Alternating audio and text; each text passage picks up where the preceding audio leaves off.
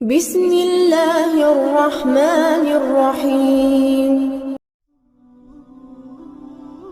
السلام علیکم۔ جہاں دیکھتا ہے، لہٰذا ہر کوئی شادی کے بعد دعا کرتا ہے کہ اللہ تعالیٰ اولاد دے۔ شادی سے پہلے بھی کسی نے دعا کی ہے بھلا؟ اللہ کی ایک نیک بندی مریم ہے۔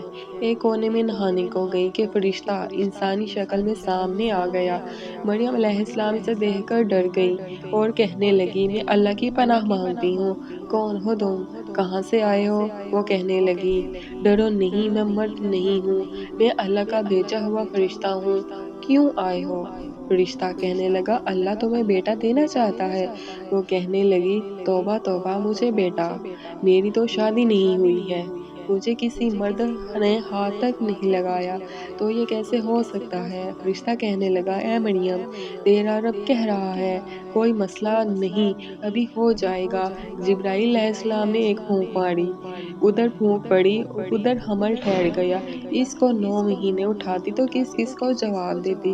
دوسری قدرت، پھونک سے حمل اور ساتھ ہی 9 مہینے کے مرحلے نوافل میں طے کروائے گئے۔ جب حمل کا درد اٹھا تو وہ بھاگی، کھجور کے نیچے جا کر بچے کو پیدا کیا۔ جب بچہ پیدا ہو گیا تو پریشان ہو گئی، اب شہر کیا منہ لے کر جاؤں گی؟ جبرائیل علیہ السلام نازل ہوئے اور کہنے لگے، غم نہ کرو، وہاں ایک چشمہ پیدا کیا، کہا کھاؤ پیو اور آرام کرو، اب اس کو لے کر شہر جاؤ۔ انہوں نے کہا، میں کیسے جاؤں، کیا جواب دوں؟ کہا، تم جواب دینا، میرا روزہ ہے، میں بات نہیں کر سکتی۔ بنی اسرائیل روزے میں بات نہیں کر سکتے تھے۔ ہم روزے میں جھوٹ بھی بول دیں تو روزہ نہیں ٹوٹتا، وہ سچ بھی بولے تو ٹوٹ جاتا ہے۔ جب وہ چھوٹا سا بچہ لے کر شہر میں آئیں، ایک بڑھیا فرمایا، اے مریم، یہ کیا ہے؟ اے ہارون کی بہن، تیرا باپ تو ایسا نہیں تھا، تیری ماں تو ایسی نہیں تھی۔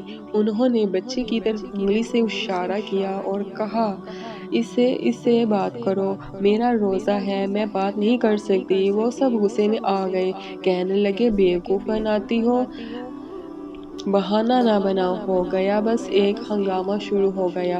عیسیٰ علیہ السلام کی تقریر، اللہ کی تیسری قدرت۔